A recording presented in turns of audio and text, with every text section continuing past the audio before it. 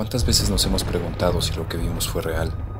Si en verdad alguien nos tocó, si hay alguien caminando por la casa sin que podamos verlo. Hay miles de historias, leyendas, mitos y relatos sobrenaturales alrededor del mundo, y estas son solo algunas de ellas. Mi nombre es Luis Martín, y esto es LM Terror Nocturno. Bienvenidos.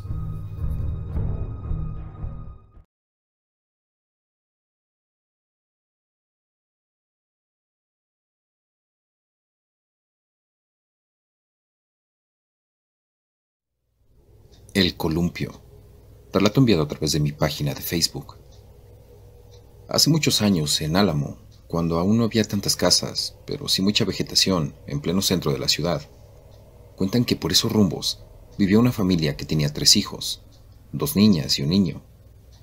En la parte trasera de su casa tenían un árbol de mango muy frondoso.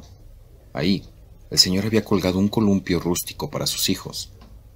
Estaba hecho de un lazo y una tabla como asiento. Cuentan que por las tardes, los niños jugaban en el patio y se divertían mucho. En una ocasión, se les atardeció. Su madre les decía que ya no jugaran más en el columpio, porque eso atraería a los duendes y que vendrían a jugar con ellos. De momento los niños obedecieron, pero después de cenar, se le escaparon a la mamá y regresaron al columpio. Para asegurarse de la existencia de los duendes, comenzaron a mecerse. De pronto, empezaron a sentir como terroncitos de tierra que les arrojaban y que provenían de la parte de atrás del patio. Para ser exactos, de la parte más oscura. Los niños pensaron que era su primo, ya que por esa parte había una entrada, y por ahí llegaban su tío y su primo. Pasó un buen rato y vieron que no era nadie. Uno de los niños corrió a quejarse con la mamá de los terronazos que estaban recibiendo. La señora le dijo: «Diles a tus hermanos que ya se metan, porque les va a salir el duende». Cuando la niña regresaba a avisar a sus hermanos, pasó algo inexplicable. De repente, el columpio se vino abajo y los niños se cayeron. Al escuchar los gritos, salieron el padre y la madre a ver qué le ocurría a sus hijos. El señor no se explicaba por qué se había caído el columpio, si no tenía mucho tiempo de haberlo revisado. Además, el lazo que tenía era bastante grueso. Cuando tuvo el lazo en sus manos, se dio cuenta que había sido cortado como con un machete muy filoso. Tomó un palo y se echó a caminar dentro del solar, que era bastante grande, mientras la esposa encendía la luz para ver mejor. No había nada ni nadie. De repente, empezó a correr un aire frío, y el señor metió a su familia, y a solas, le dijo a su esposa que eso era cosa del duende, ya que le dio coraje que los niños no lo dejaron jugar con el columpio.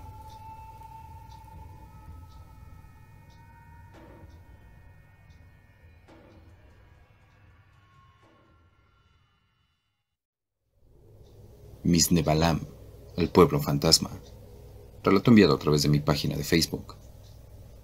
Los llamados pueblos fantasma de México han sido desde sus comienzos imanes de turistas y montones de curiosos que buscan poner a prueba su valentía. Lugares que alguna vez fueron habitados y estuvieron llenos de voces, colores y aromas, permanecen inhabitados solo con los ecos que sus muros no dejaron ir. La prosperidad que fue alguna vez solo conserva sus caminos. Algunos de ellos fueron centros importantes durante la colonia, época en que la minería fue explotada como nunca antes. Otros fueron conocidos por sus actividades comerciales. Hoy muchos de ellos son solo ruinas, y los mitos que reviven épocas pasadas envuelven a estos lugares con un velo de misticismo. Es en Yucatán donde se encuentra uno de estos pueblos fantasma, en el kilómetro 17 de la carretera que va de Mérida a Progreso. Ahí se encuentra Misnebalam, donde en sus mejores años llegaron a vivir alrededor de 170 personas.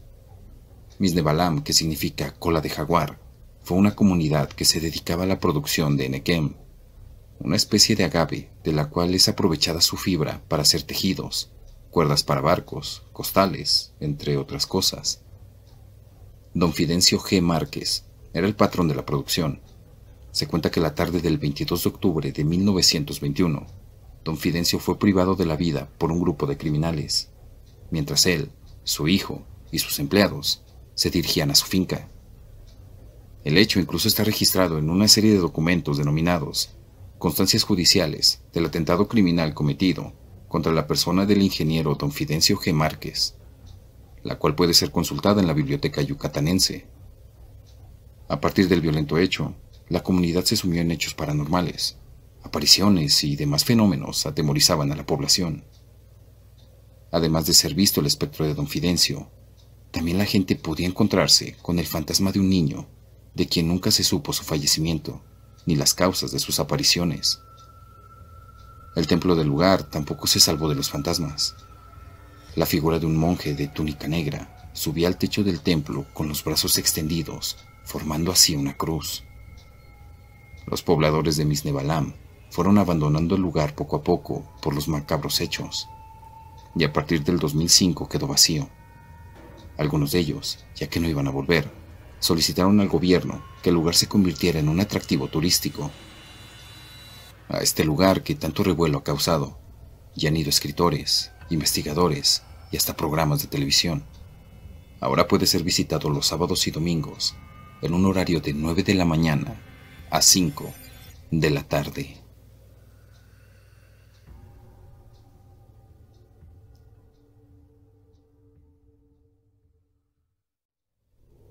La calle del terror. Relato enviado a través de mi página de Facebook. Se cuenta que por la calle José González Aracho, en Aguascalientes, se ve a un hombre que camina hasta la puerta de la iglesia de San José, donde reza algunos minutos y después desaparece. Algunos dicen que se trata del fantasma de un hombre adinerado que vivió en aquella calle y enterró gran parte de su fortuna en el jardín de su casa. Este individuo falleció en circunstancias extrañas y se llevó a la tumba el secreto de la exacta ubicación del tesoro. Algunos vecinos aseguran que desde entonces se aparece todos los días a la hora en que falleció, caminando por la calle, cuidando su tesoro. Probablemente es por eso que muchas personas se niegan a pasar por ahí al caer la noche. O puede ser también porque en la esquina con Zaragoza hay un letrero antiguo que anuncia la calle como la calle del terror. En algún tiempo ese lugar perteneció a los religiosos juaninos, quienes se dedicaban al cuidado de los enfermos, y dejaron ese lugar de forma misteriosa.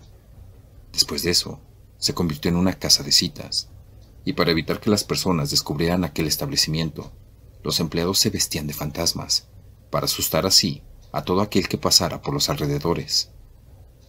Tras un largo periodo de abandono, se convirtió en el cuartel Zetamena, cuando fue habitado por los soldados, los cuales maltrataban y a veces le quitaban la existencia a los presos. Por la década de los 40, se construyó la escuela primaria, de la cual hoy por hoy su velador cuenta que fue construida sobre las ruinas y que por debajo de ella pasan decenas de túneles con destino incierto.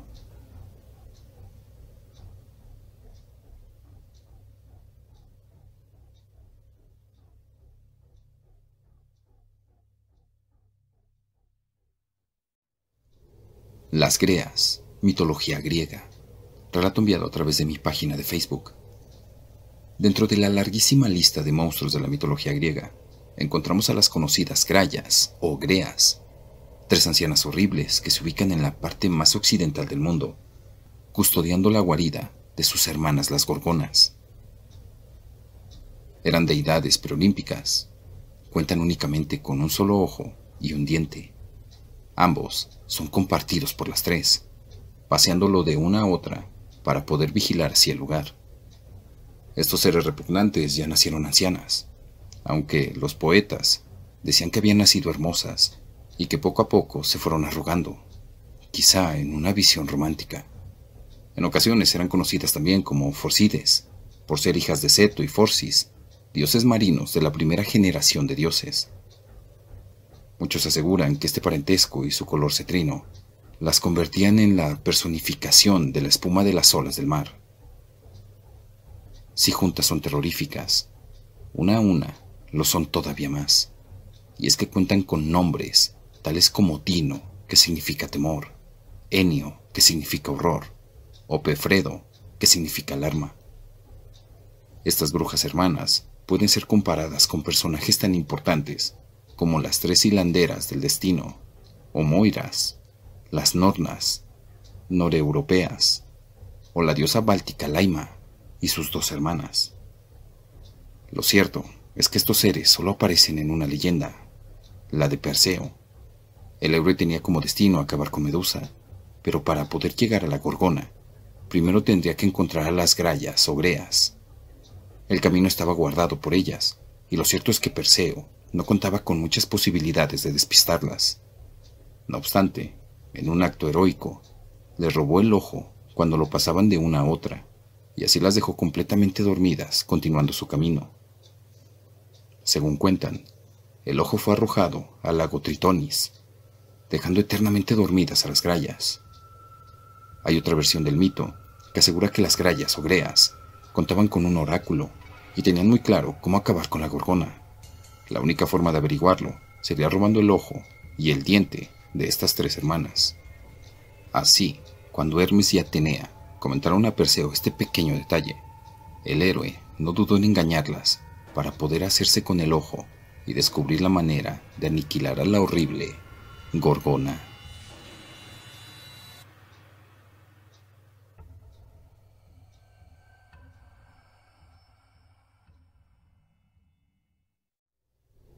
El autobús fantasma. Relato enviado a través de mi página de Facebook. Créditos a quien corresponda. Hace mucho tiempo, la Ruta 40 salió desde Ixtapan de la Sal con destino a Toluca. En esa época, ese tramo de carretera era muy peligroso, pues tenía curvas muy cerradas y pendientes pronunciadas.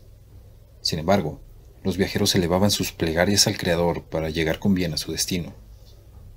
Ese día todo parecía normal, pues el chofer operaba la unidad sin ningún problema. Era de noche y los pasajeros dormían mientras la lluvia y el ruido del motor los arrullaba. Todo era tranquilidad. Quizá muchos soñaban que estaban en su cama, pero una realidad muy diferente los esperaba. Dicen que de un momento a otro el camino se tuerce, y así estaba pasando en esa ocasión, pues de repente el autobús número 40 empezó a ganar velocidad. Algo malo sucedía y el conductor lo sabía. Así es que se encomendó al divino y se afianzó al volante. Todos se despertaron sobresaltados.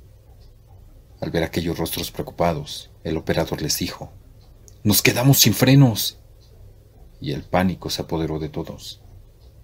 En esa carretera de la desdicha tan empinada, ya se podía oler la tragedia. Pero faltaba más. Se acercaban a la parte más cerrada y sinuosa, en donde la puerta al infierno ya los esperaba. Eran las curvas de Calderón, un lugar tenebroso en donde muchas almas habían volado al más allá. Solo un milagro salvaría a los viajeros del autobús 40, pero nada extraordinario sucedió, pues la unidad derrapó cayendo a un precipicio profundo, perdiéndose en la oscuridad de la noche. Cuentan que aquel cajón mortal, al caer, empezó a incendiarse. Varios de los pasajeros perecieron al instante y otros ardieron entre las llamas. Un final horrible para aquella pobre gente, hechos escalofriantes que te erizan la piel.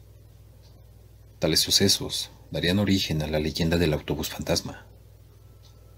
Una de las leyendas de Toluca más famosa, que circula también por Ixtapan de la Sal y los alrededores del Estado de México, es la de un camión fantasma que transita por las noches en las solitarias carreteras. Algunos dicen que es un modelo viejo marcado con el número 40. Muchos aseguran que es el autobús fantasma, ese mismo que se accidentó en la vieja carretera cuando iba a Toluca. En la actualidad, ya es una autopista con menos peligros, pero sigue existiendo el miedo a encontrarse con ese camión antiguo que está maldito y va cargado de almas en pena. Cuando la gente tiene que viajar por ese tramo, le pide a Dios que la salve de la horrible aparición. Saben que la leyenda del autobús fantasma de Toluca es real, y no es solo un cuento de ultratumba que se inventó para asustarlos. Mejor no encontrárselo si quieren llegar a casa. Según varios relatos, a algunas personas les tocó abordarlo sin saber qué sería su final. Por las noches, el ente fantasmal se detiene e invita a la gente a subirse. Una vez arriba, A los pasajeros los invade el terror porque ven esqueletos descarnados. Saben que van en el autobús de la barca. Antes de llegar al sitio fatal en donde sucedió el terrible accidente, pasa algo muy raro. El chofer detiene la unidad y pide que abandonen el camión sin mirar atrás, pues más adelante una tragedia los espera. Las personas deberán obedecer si es que quieren volver a respirar. Se cuenta que quien ignoró la advertencia, a los pocos días falleció. Hubo personas que subieron a este camión y no se volvió a saber de ellas. Si llegas a encontrarte el autobús fantasma por la carretera a Toluca, obedécele al chofer. Así podrías vivir para contarlo.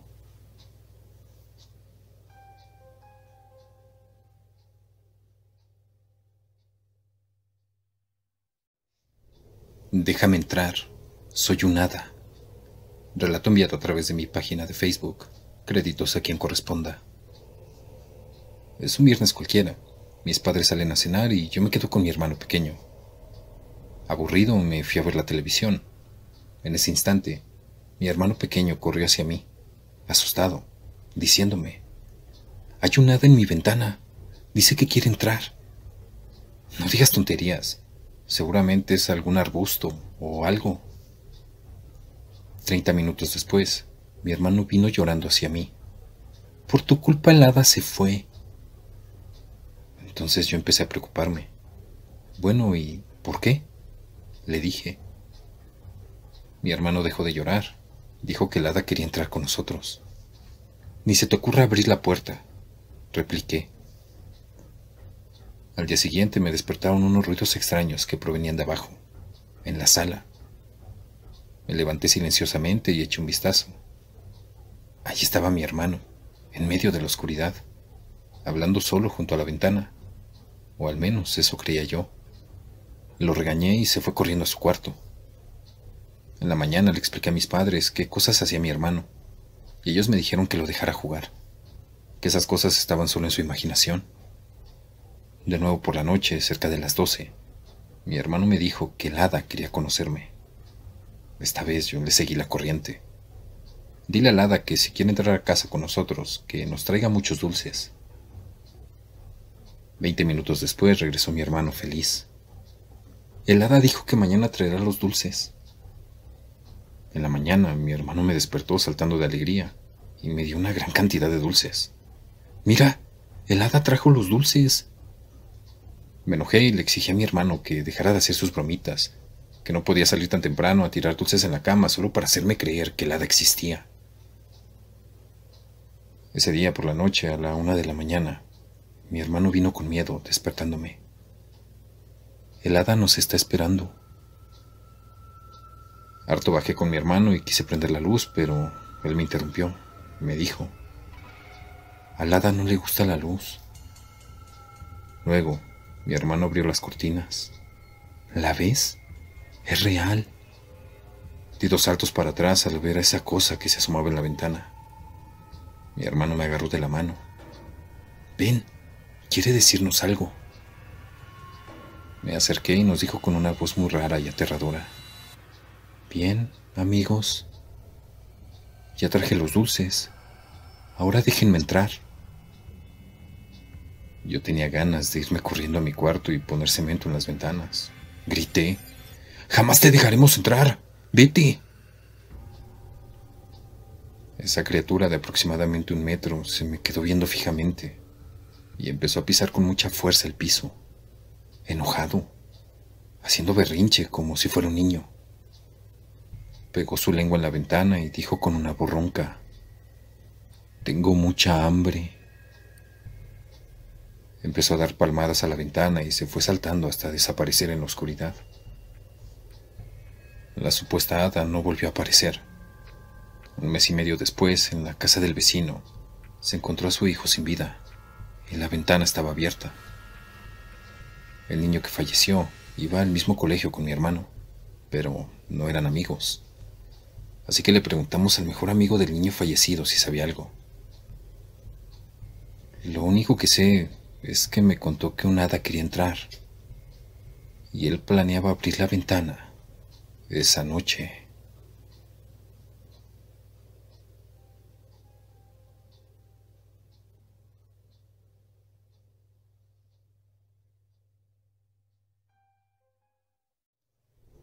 No abras la puerta. Relato enviado a través de mi página de Facebook. Créditos a quien corresponda. Es muy común encontrarnos en nuestra vida diaria con diversos letreros de advertencia, desde las típicas y conocidas señales viales hasta los carteles de prohibiciones. No tocar, no pisar el césped, no abrir, no, no, no. Con todas estas imposiciones, finalmente terminamos pasando por alto una que otra, pensando que tiene gran trascendencia nuestro desafío. Pero los avisos están ahí por alguna razón. Hace algunos años, se mudó al edificio una familia con varios hijos, entre ellos un pequeño maleducado de 9 años. Se dedicaba a molestar a todos sin recibir castigo, pues a su familia no le importaba mucho. En un par de semanas, andaba en la zona de mantenimiento, apagando los sistemas. Hubo multas y llamados para la familia por esto, pero no respondieron a nada. Pero cuando el bribonzuelo desapareció, movilizaron a toda la ciudad. Trajeron a los medios de comunicación para acusarnos por lo sucedido, argumentando que desde un inicio no les agradamos. Por suerte para nosotros, hasta en ese punto había cámaras de seguridad. En las grabaciones se le veía entrar a la zona de calderas. Se acercó hasta un enorme letrero que decía, no abras la puerta, pero aún así, lo hizo. La imagen se distorsionó un poco, pero claramente se notaba a la perfección la salida de una sombra humanoide, la cual lo absorbió completamente hasta no dejar rastros de él. Yo observaba a escondidas. Me sentía tan nervioso como los demás testigos del video.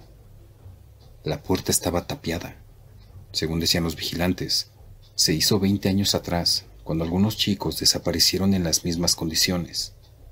En ese entonces ocultaron todo, tal como lo harían también en esta ocasión. El caso fue enterrado. No escuché nada más de él. Pero he continuado mi vida con miedo desde entonces, porque nos quedamos en el mismo edificio. Vi muy bien lo que había sucedido. Esa sombra podía fácilmente atravesar gruesas paredes de concreto. No veo cómo podría ser contenida ahí dentro. Pero al menos aprendí bien mi lección. No abriré puertas que no debo.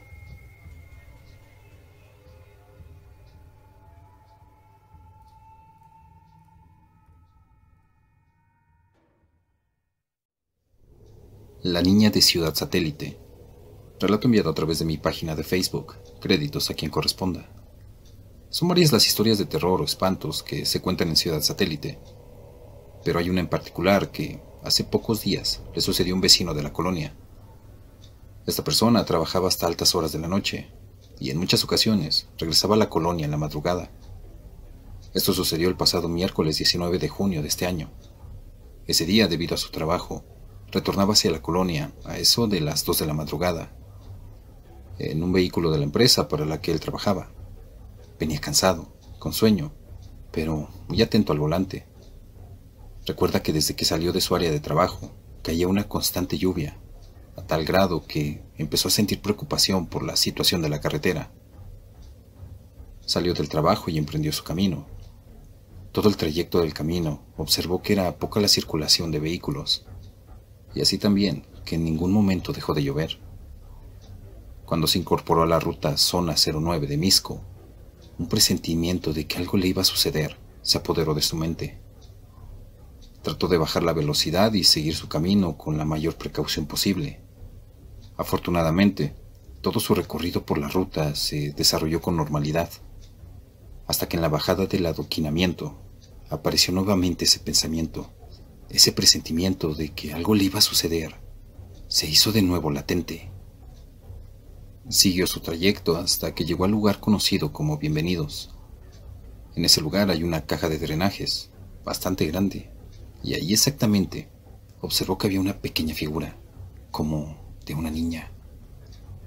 Bajó más la velocidad, y en efecto, vio claramente que era una niña, de unos escasos 9 o 10 años de edad. Por la hora que era, se preocupó y se acercó con su vehículo lo más que pudo. Se detuvo frente a ella y le preguntó: «Hola, ¿qué haces a esta hora aquí solita?». La niña le respondió: «Estoy esperando a mi mamá. Me dijo que vendría por mí, pero no ha bajado». «¿De dónde eres?», le preguntó el hombre. «Soy de allá arriba, por el Carmen, respondió la niña. Mira, si no desconfías de mí, súbete y te voy a dejar hasta allá arriba. La niña se puso de pie y caminó hasta la puerta del vehículo. Se subió y, en ese preciso momento, un escalofrío recorrió todo su cuerpo del hombre, tanto que lo volvió a preocupar. Dio un giro y se enfiló nuevamente hacia la ruta. La niña ya no le dirigió ni una sola palabra. Al llegar a la entrada de la finca del Carmen, la niña le dijo: Señor, señor, aquí me bajo, aquí ya conozco.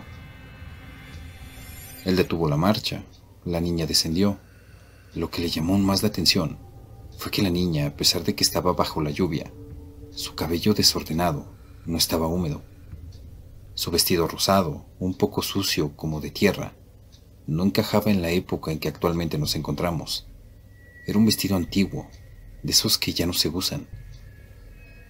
La pequeña caminó unos pasos y regresó acercándose un poco al vehículo y le dijo: Gracias, señor. A usted no le va a pasar nada, porque es una buena persona. Dio unos pequeños saltos como para evitar mojar sus zapatos y desapareció. El hombre nuevamente regresó por la ciudad satélite, ya un poco más relajado, pero cuando llegó nuevamente a Bienvenidos, ¿cuál sería su sorpresa? Nuevamente estaba la niña en el mismo lugar. Cuando la vio en ese sitio se asustó y aceleró un poco para evitar verla de nuevo. Esta persona explica que sin duda alguna lo que él subió a su vehículo no era alguien de este plano terrenal. Era un alma en pena que aún estaba esperando que su mamá llegara por ella.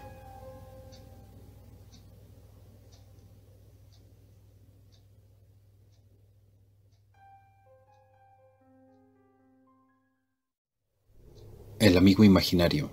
Relato enviado a través de mi página de Facebook. Créditos a quien corresponda. La madre de Silvio pasó frente a la puerta del cuarto de su hijo y lo escuchó cuchichear solo. Se acercó más a la puerta para escuchar mejor. Estuvo a punto de entrar, mas al recordar que el psicólogo le dijo que aquello de amigo imaginario no era algo malo, desistió de hacerlo y se alejó. Dentro del cuarto, Silvio conversaba con Antonio. Estaba uno frente al otro, sentados en el suelo sobre almohadones. Silvio le daba la espalda a la ventana. Afuera, ya era de noche y llovía estruendosamente. ¿A qué podemos jugar ahora?, preguntó Silvio, con el entusiasmo que suelen tener los niños. A ver, ya sé, juguemos a asustarnos, propuso Antonio. ¿Asustarnos? ¿Cómo? Tú intentas asustarme diciendo lo que se te ocurra. Después me toca a mí. Está bien. Te voy a contar un cuento de terror que nos leyó la maestra. Silvio le contó el cuento de terror a su manera.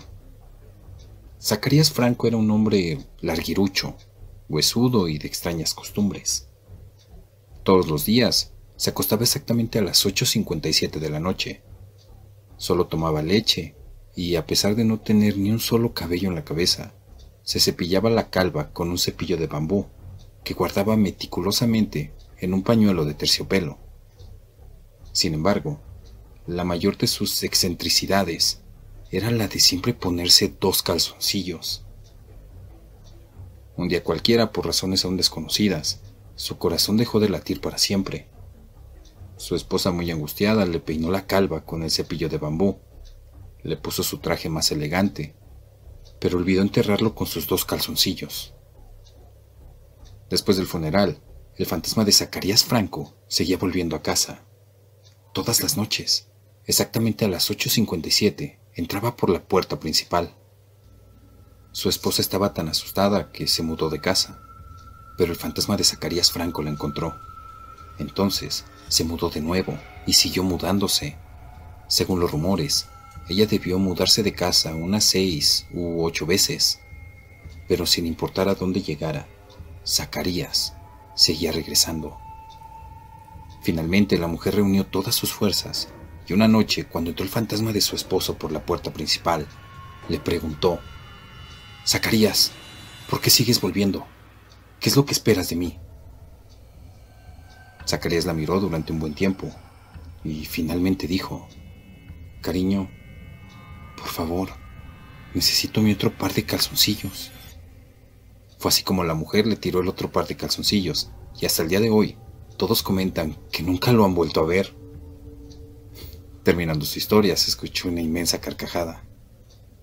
Antonio lo miraba sonriendo, sin la menor mueca de miedo. No me asustó, afirmó Antonio. Ahora me toca a mí. Sirvió.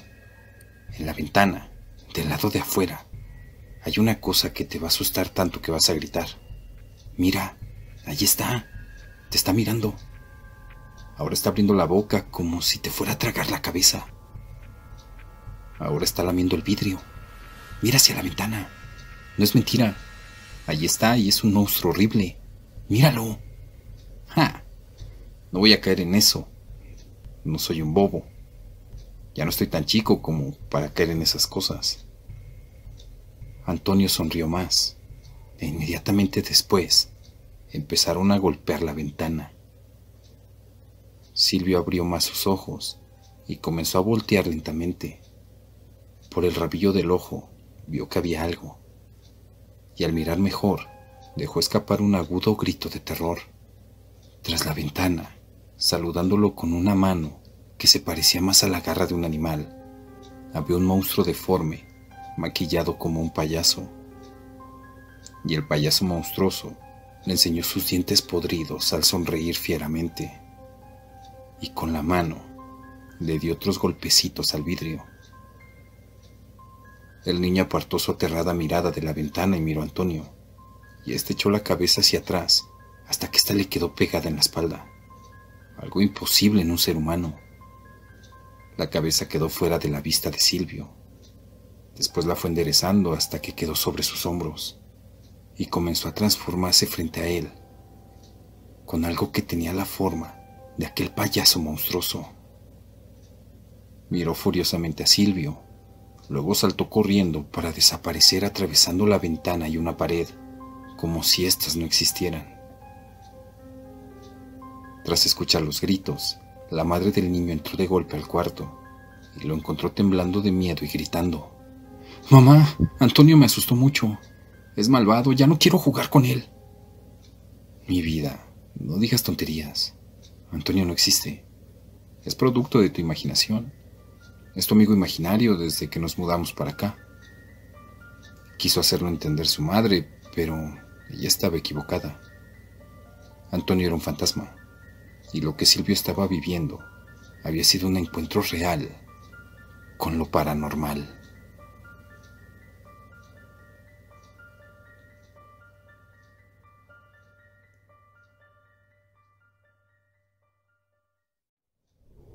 El avión que regresó con esqueletos a bordo.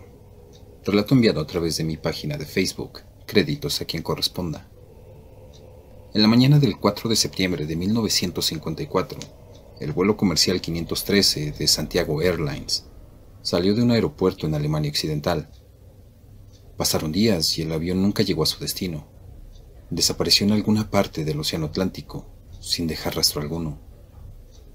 Las autoridades asumieron que se había estrellado en alguna zona particularmente alejada de todo tránsito y que los restos se sumergieron en el abismo del océano.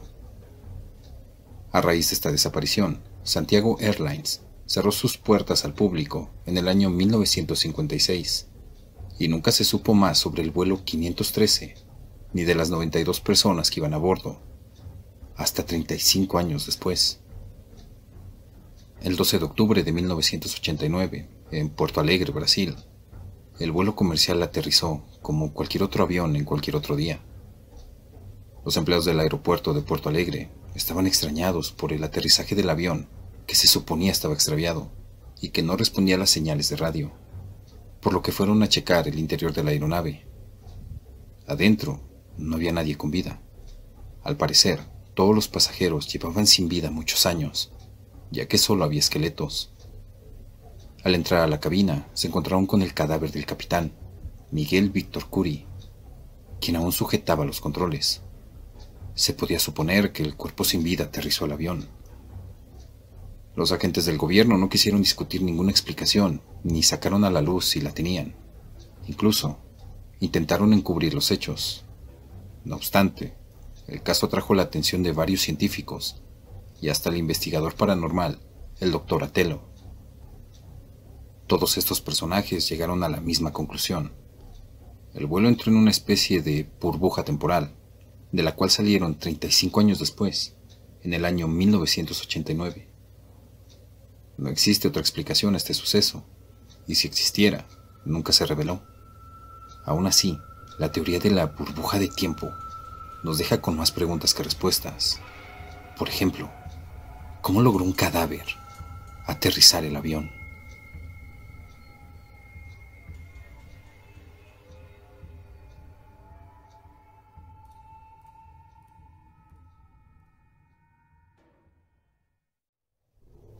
No invites a nadie a tu casa. Relato enviado a través de mi página de Facebook. Créditos a quien corresponda. Mi nombre es Ana. Soy viuda. Tengo 2 niñas gemelas de 6 años. Hace tiempo fuimos a una fiesta que hizo una amiga. Ella vive cruzando la calle del Panteón Colinas. La cuestión es que, en la fiesta, mis hijas anduvieron felices. Jugando con otras niñas, se hicieron amigas nuevas. Al terminar la fiesta me dijeron: «Mamá, ¿puede ir a quedarse a dormir mi amiguita nueva?». A lo que le respondí que sí, que la invitaran, que no había ningún problema. Salieron corriendo a seguir jugando y casi al irnos de la fiesta me dijeron: «Ya invitamos a la niña y dijo que sí se iba a ir con nosotras». A lo que yo respondí: «¿Y dónde está la niña?». Ellas me contestaron: «No se ve, mami. A lo mejor la van a llevar a la casa». Así quedó y nos fuimos a la casa. Y a medianoche las escuché risa y risa. Me levanto y me dirijo a su cuarto y estaban despiertas. Las regañé y pedí que se durmieran. Así empezaron a hacer todas las noches. Ellas despiertas y yo regañándolas. Un viernes las escuché igual y pensé: «Ay, voy a dejar que sigan jugando. Total, mañana no hay clases». En la mañana, cuando estábamos almorzando, les pregunté que si se habían divertido jugando hasta la madrugada. A lo que responden que sí, y que la niña las hace reír mucho. Me quedé asombrada y pregunté: «¿Cuál niña?». Me dice Perla, una de mis hijas: «La niña de la fiesta, mamá. ¿No te acuerdas que la invitamos a que se durmiera aquí con nosotras?». Sentí un escalofrío y me quedé atónita por un momento. Así que mejor les dije: «Sigamos almorzando, niñas, porque vamos a salir». En la noche, lo mismo. Risas de las niñas. Pero esta vez decidí escuchar tras la puerta, cuando las oigo hablar con alguien más. Fue tanta mi curiosidad que no abrí la puerta, seguí escuchando. Cuando Perla empieza a llorar, empujé la puerta y estaban las dos sentadas en medio del cuarto y pregunté: «¿Por qué lloras, amor? ¿Qué pasó?». Ella me dice: «La niña me jaló muy feo porque ya quiero que se vaya, mamá». Yo solo dije: «Ya duérmanse, mañana platicamos». Al día siguiente, en la comida, les recuerdo lo sucedido y pensando que es imaginación de ellas, les digo: «¿Y la niña ya se fue a su casa? ¿No se quedó a comer?». Comenté en tono burlón, a lo que una de mis hijas me dijo: «No quiere irse, mamá. Ya no la queremos aquí. Nos empuja cuando se enoja y no nos deja dormir, siempre quiere jugar». Yo no supe qué decir. Esa noche escuché un ruido extraño. Me levanté, abrí la puerta de su cuarto y estaba todo apagado. Me acerqué a las literas a darles un beso. Cuando me voy acercando, veo a una niña sentada en la litera de arriba, balanceando su piecito de un lado a otro. Le dije: «Ya acuéstate, que mañana hay escuela», pensando que era mi hija. Pero al agacharme a darle un beso a la niña en la litera de abajo, mi sorpresa fue de terror al ver a mis 2 hijas que estaban dormidas juntas. Me quedé paralizada. No quería mirar a la litera de arriba. Si mis 2 hijas estaban dormidas juntas, ¿quién era la niña que estaba arriba? Poco a poco decidí levantarme y mirar otra vez, pero ya no había nadie. Me fui a mi cuarto, pero no podía dormir, me dio mucho miedo. Ya cansada me ganó el sueño. Cuando entre sueños, escuché la voz de una niña que me decía: «¿Me puedo acostar contigo, por favor?». Le dije sí, levanté la cobija. Sentí que se acostó a mi lado. Al abrazarla la sentí fría, pero no abrí los ojos. Estaba más dormida que despierta cuando en eso me dice: ¿quieres ser mi mamá? Le dije: soy tu mamá, duérmete ya. Al día siguiente una de mis hijas trae unos rasguños y la otra viene triste. Le pregunté que qué pasaba y me dicen que tienen miedo y que la niña no las quiere ya en la casa, que no quiere compartir a su mamá, o sea, yo. Ya me empecé a preocupar bastante, pues se están viendo cosas raras y mis hijas han cambiado mucho. Ya no quieren dormir en su cuarto, lloran en las noches, solo piden que nos cambiemos de casa. Ya es muy cansado que mis hijas no puedan dormir, y hemos visto de repente a la niña muy molesta, y se escuchan pisadas corriendo de un cuarto al otro. Hoy en día estamos quedándonos con mi mamá, que vive enseguida de mí. Le doy vueltas a mi casa y de repente se escucha a la niña jugando en el cuarto de mis hijas, o llorando.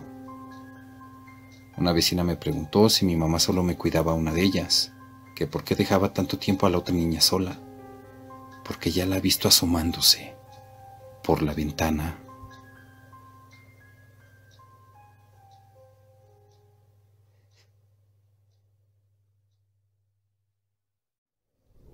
La casa de los susurros. Relato enviado a través de mi página de Facebook. Créditos a quien corresponda. En un pequeño pueblo alejado de la ciudad, había una casa abandonada que nadie se atrevía a visitar. Los habitantes del pueblo la llamaban la Casa de los Susurros, porque se decía que durante la noche se podían escuchar voces y murmullos provenientes de su interior. La casa, vieja y deteriorada, estaba rodeada de un jardín salvaje, con árboles retorcidos y maleza alta. Las ventanas rotas y las puertas colgantes le daban un aspecto aún más siniestro. Nadie sabía exactamente qué había ocurrido ahí, pero todos coincidían en que algo oscuro habitaba dentro de sus muros. Una noche, un grupo de amigos decidió aventurarse en la casa, motivados por la curiosidad y las historias que habían escuchado. Armados con linternas y mucha valentía, se dirigieron hacia la entrada principal. Al cruzar el umbral, un escalofrío recorrió sus espaldas y una sensación de malestar los envolvió de inmediato. Las paredes estaban cubiertas de moho y las escaleras crujían con cada paso que daban. De repente, uno de los amigos, Laura, escuchó un susurro cercano. ¿Lo oyeron?, preguntó, pero los demás no habían percibido nada. Continuaron explorando, cada vez más tensos, cuando de pronto las luces de sus linternas comenzaron a parpadear. En el piso superior encontraron una habitación con una puerta semiabierta. Decidieron entrar y, al hacerlo, notaron que la temperatura había descendido drásticamente. En el centro de la habitación había un viejo baúl cubierto de polvo. Sin pensarlo dos veces, uno de ellos lo abrió. Dentro encontraron fotografías antiguas de una familia, todas con rostros sombríos y tristes. De repente, la puerta se cerró de golpe y las voces comenzaron a escucharse claramente. «Salgan, no son bienvenidos», era lo que susurraban. Las luces se apagaron por completo y una sombra apareció en una esquina de la habitación. La figura, una mujer con un vestido antiguo, comenzó a moverse lentamente hacia ellos, con sus ojos vacíos y su boca abierta, en un grito silencioso. Desesperados, intentaron abrir la puerta, pero estaba cerrada con fuerza. Las voces se hicieron más intensas y la figura se acercaba cada vez más. Justo cuando parecía que todo estaba perdido, la puerta se abrió de golpe y lograron escapar, corriendo sin mirar atrás. De vuelta en el pueblo, juraron nunca volver a esa casa. Las marcas de sus experiencias quedaron grabadas en sus mentes para siempre, y la historia de la Casa de los Susurros se convirtió en una advertencia para todos aquellos que pensaran desafiar lo desconocido.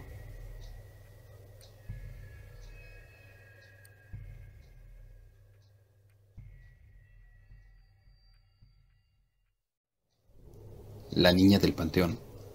Relato enviado a través de mi página de Facebook. Créditos a quien corresponda. Cuentan que el velador del Panteón Municipal de Sombrerete platicaba de un entierro de una niña que le dio mucha tristeza por el dolor y el llanto de la madre. Cuando se despidieron, ésta le decía al féretro: «No tengas miedo, un día me reuniré contigo, mi amor». Cuando ya se iban, la madre fue y tocó en el cuarto del velador y le dijo que le encargaba mucho la tumba de su hija, que le había dejado una muñeca y que por favor la cuidara. Cuenta que al día siguiente se levantó temprano a barrer la entrada del panteón y vio a la muñeca sentada en una banca, y así pasó por varias noches, hasta que en una ocasión decidió vigilar la tumba para ver qué pasaba, y pudo darse cuenta de cómo el fantasma de la niñita se levantaba y tomaba su muñeca, y enseguida de esto caminaba hacia afuera. Se impactó, pero no se asustó.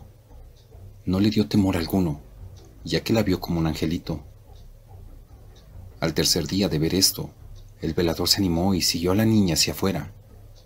Vio que se sentaba en una banca y se atrevió a acercarse y le preguntó: «¿Qué haces aquí?». La niña le contestó: «Espero a mi mamita. Ella dijo que un día vendría». Así pasaron muchos años. El velador se acostumbró a ver a ese pequeño fantasma. Una noche tocaron a su puerta. Era la niñita.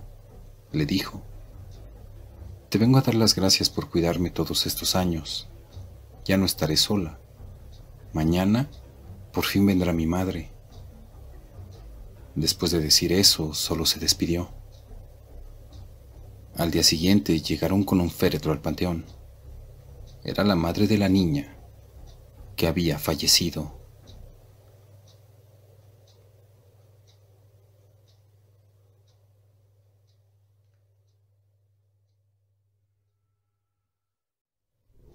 Cuando el diablo sale, historia real de Pachuca. Relato enviado a través de mi página de Facebook. Créditos a quien corresponda. Cuando yo era más pequeña, mi madre me contaba que mi abuelo no la dejaba salir cuando comenzaba la noche, ya que decía que en la parte del pueblo donde vivían, el diablo estaba suelto, y que si la veía, intentaría ir por su alma. Mi madre decía que cuando fue creciendo, comenzó a dejar de creer en estas cosas y a perderles el miedo. Ella tenía 18 años cuando comenzó a salirse a los bailes del pueblo con sus amigos. Todo esto, según ella me cuenta.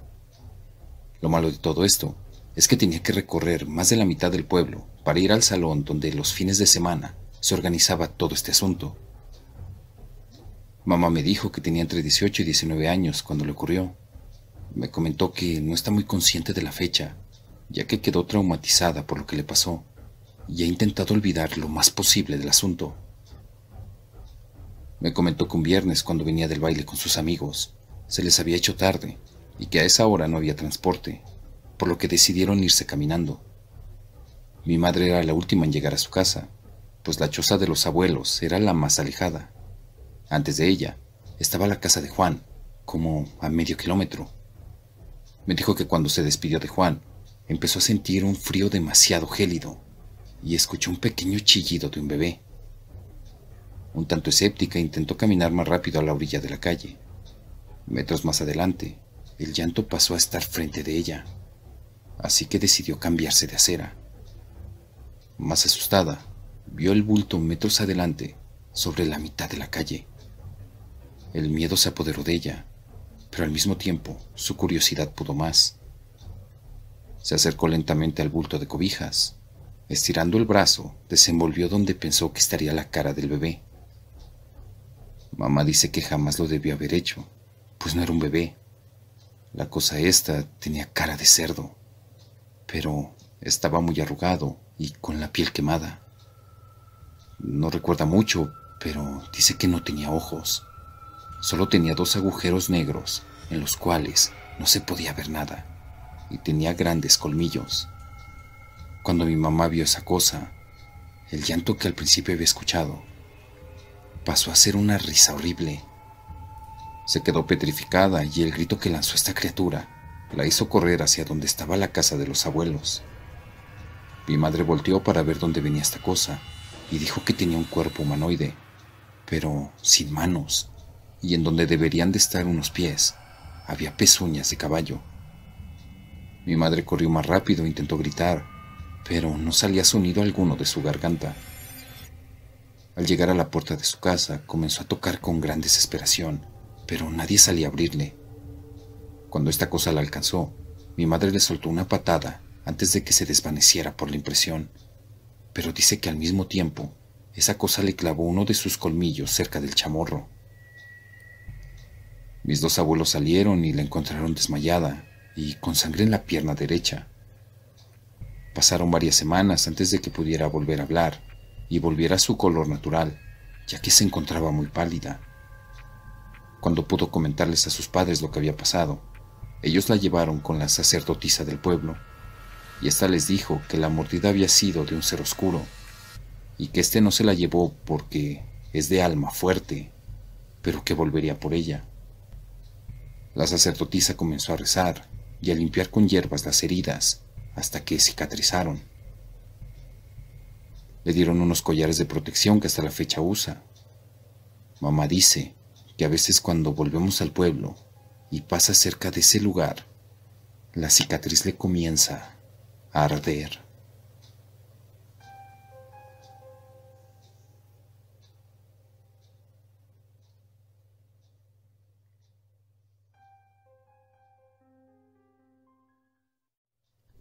La leyenda de la mano peluda.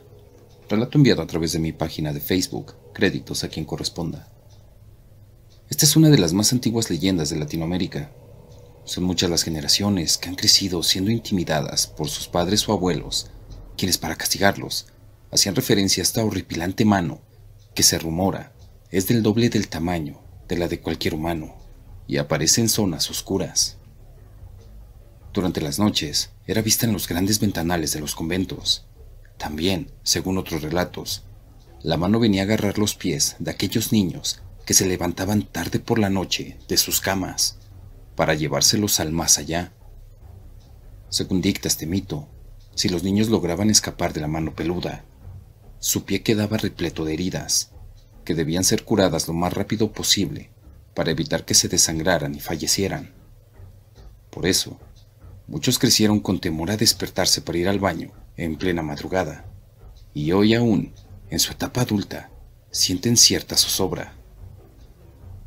Se rumora que en Colombia, el lugar donde más personas han reportado la aparición de la mano peluda es en las inmediaciones del desierto de la Candelaria, en Boyacá.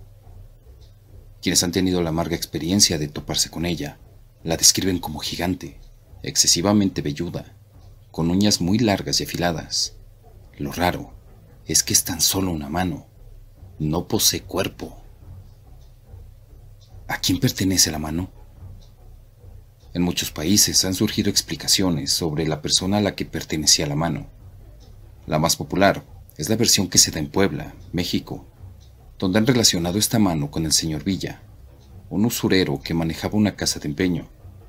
Era un hombre calvo, bajo y gordo, con mucho vello en el cuerpo, al que le gustaba llevar las manos repletas de gruesos anillos engarzados de piedras preciosas. Jamás se le conoció alguna obra piadosa, por lo que frecuentemente se escuchaba a los transeúntes que pasaban cerca de su negocio decir: «Que Dios te seque la mano».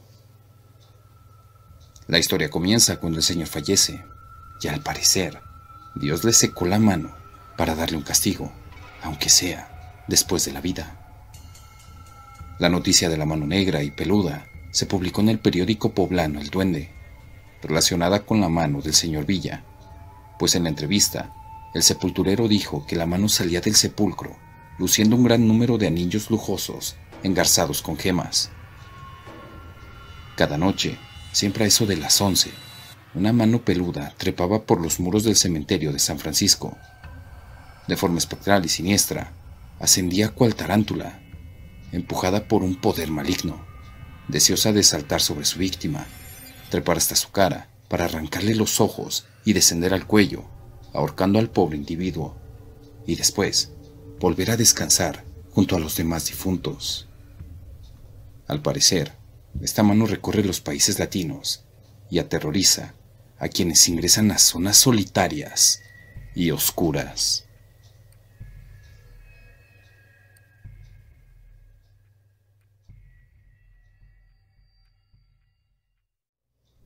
La lavandera. Relato enviado a través de mi página de Facebook. Créditos a quien corresponda. En nuestro barrio hubo un señor ya entrado en años de nombre Don Eleuterio Bielma, a quien cariñosamente todos los del barrio llamábamos Don Lute. Por las noches de verano nos juntábamos y le pedíamos que nos contara una o algunas de esas leyendas. Entonces, Don Lute nos dice: vi a una señora inclinada sobre su lavadero, lavando afanosamente y enjuagando de cuando en cuando las prendas lavadas. Era una de esas noches de luna llena en las que, como se dice, había una luz como a la mitad del día. Poco antes de llegar al sitio donde se colocaban las lavanderas, divisé una persona cerca de la puerta del sindicato, lavando afanosamente, y hasta podía escuchar el ruido que se hace al enjuagar la ropa. Esa noche, al pasar frente a la lavandera, le dije: «Buenas noches, señora». Sin recibir ninguna contestación, me seguí por el callejón de la orilla de agua. Pero sucede que en esos momentos me acuerdo de lo que contaban en el barrio, de la misteriosa lavandera que se veía en ese sitio, y animado por las copas que había tomado, decidí comprobar si esa lavandera era en verdad una aparecida o se trataba de alguna persona normal. Como la noche estaba tan quieta, empecé a escuchar cuando la campana de la fábrica empezaba a dar las 12 de la noche. Deseoso de comprobar la misteriosa versión que circulaba por el barrio, volví frente a donde se encontraba la lavandera. Entonces, hasta con voz más fuerte, le dije: «Buenas noches, señora». Y me quedé viéndola esperando la respuesta. Pero, ¿cuál no sería mi sorpresa que, en vez de contestarme, la señora levantó los brazos, que yo vi perfectamente que eran puros huesos descarnados, que semejaban tizones encendidos? La mujer levantó la cara y se apretó con sus manos huesudas las sienes, y entonces enseñó la cara. Tenía las mejillas descarnadas y encendidas como 2 enormes brasas, y los ojos en sus 2 cuencas hondas brillaban como brasas encendidas. En esos momentos oí un ruido a mis espaldas y al volver la cara vi a un enorme perro negro que me miró con sus ojos que desprendían enormes llamas y gruñía amenazadoramente. El perro se pasó de largo y aunque la puerta del sindicato estaba cerrada, lo vi desaparecer. Tremendamente asustado ante la visión del enorme perro que me amenazaba, me di la vuelta hacia la lavandera, pero esa visión también ya había desaparecido. No dejé de sobrecogerme de terror al notar su ausencia, pues no era posible que entrara con el portón cerrado.